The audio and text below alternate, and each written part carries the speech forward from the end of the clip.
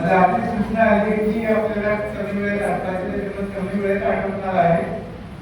मराठी भाषेचं वेगळेपण काय असं जर मला कोणी विचारलं तर मी आता सांगेल की ज्या व्यक्तीला अमराठी असून देखील मराठीतून बोलावंसं वाटतं आणि त्यांचे निबंध त्या वर्गात वाचून दाखवले जातात, हेच मराठीचं वेगळेपण आहे.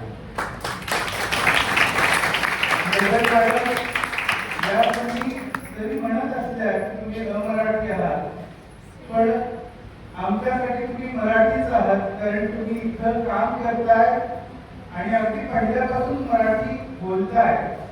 त्याच्यामुळे तुम्ही किती म्हणतात अमराठी आहात तरी तुम्ही मराठीतच आमच्यासाठी बोलताय, राहताय आणि आमच्यासाठी तुम्ही मराठीच आहात.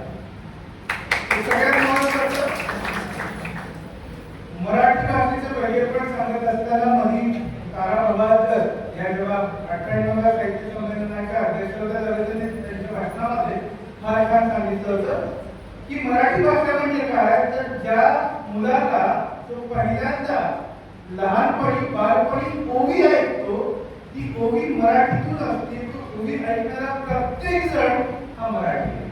छत्रपती शिवाजी महाराज की म्हटल्याच्या नंतर तोंडातून आपसूक जय बाहेर पडतं, ते जय म्हणणारा मराठी आहे.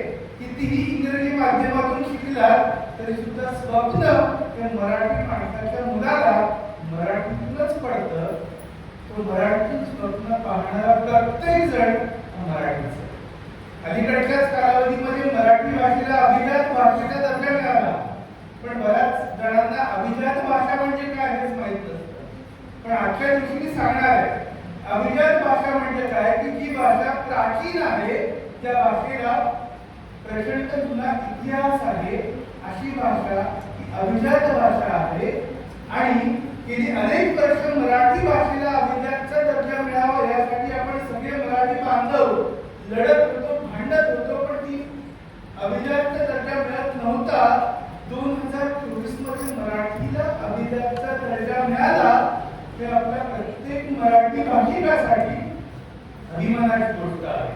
इतकंच नव्हे तर अभिजातचा दर्जा मिळाल्याच्या नंतर काय होणार, तर अभिजातचा दर्जा मिळाल्याच्या नंतर मराठी भाषेतून जे जे साहित्य निर्माण होतं त्या साहित्यातले जे लेखक आहेत, कवी आहेत, त्यांना पुरस्कार प्राप्त होतो. आणि इतकंच नव्हे तर मराठी भाषेसाठी सरकार काही अनुदान देतं आणि त्यासाठी अभिजातचा दर्जा मिळवणं हे आपल्यासाठी फार महत्त्वाचं होतं. तो 2024 मध्ये मिळाला आहे. त्याच्यामुळे सगळ्यात महत्त्वाचं की आपण मराठी आहोत. तो मराठी बाणा काय आहे त्याचे फक्त एक उदाहरण सांगतो आणि थांबतोय. मला माहिती आहे माझ्याकडे वेळ कमी आहे, पण ते उदाहरण फार महत्त्वाचं आहे. मराठी बाणा काय, मराठी स्वाभिमान काय आणि मराठी अभिमान काय याचं ते उत्तुंग असं उदाहरण आहे. छत्रपती शिवाजी राजांचा अर्थातच एक इराणचा वकील औरंगजेबाच्या दरबारात गेलाय आणि औरंगजेबाच्या दरबाराची रीत असते की तिथं गेल्यावरती कुर्निश करायचं. कुर्निश म्हणजे काय, तर दोन्ही डोके खाली टेकायचे, नाक जमिनीला टेकवायचं आणि ओठांनी जमिनीचं चुंबन घ्यायचं. औरंगजेबाच्या दरबारात गेल्यावर त्या इराणच्या वकिलानं असं काही केलं नाही. त्याचबरोबर चार धिप्पाड पुरुष तिथे आले. एकाने त्याला वाकवलं, एकाने त्याचं मुंडकं दाबलं आणि एकाने जबरदस्तीने त्याला कुर्निश सादर करायला लावलं. त्याच्यानंतर छत्रपती शिवाजी राजाच्या दरबारात गेले. काहीच दिवसांनी त्यांनीही कुर्निश केलं नाही. त्यावेळेस चार धिप्पाड माणसाच्या दरबारात नव्हती का, तर होती. पण त्या प्रत्येकाला माहिती होतं की हा मराठी वाघ आहे, याला जर आपण हात लावला तर हा आपल्याला पाडून खाईल. कारण औरंगजेबाचा कोदावऱ्याला बाहेर काढलाय, अफजल खानाचा कोदावऱ्याला बाहेर काढलाय. औरंगजेबाचा मामा शाहिस्तेखान त्याची 3 बोटं तोडली. त्या मराठी वाघाला जर आपण हात लावला तर तो आपल्याला पाडून खाल्ल्याशिवाय राहणार नाही.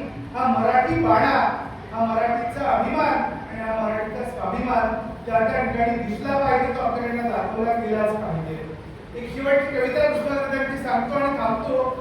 ओळखले का सर मला पावसात आला कोणी, कपडे होते कदर दिले, केसांवरती पाणी क्षणभर बसल्यानंतर असला, बोलावरती पाहून गंगा माई पाहुणी आणि गेली रडत राहून.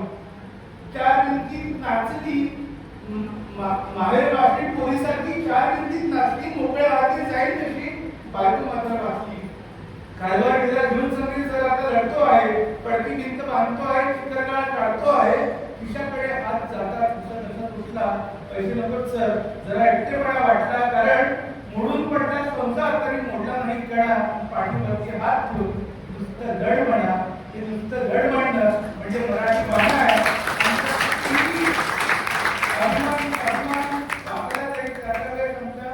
मराठीचा आणि आमच्या पाठीचा ताट काही व्यक्त करतो आणि रजा घेतो. धन्यवाद.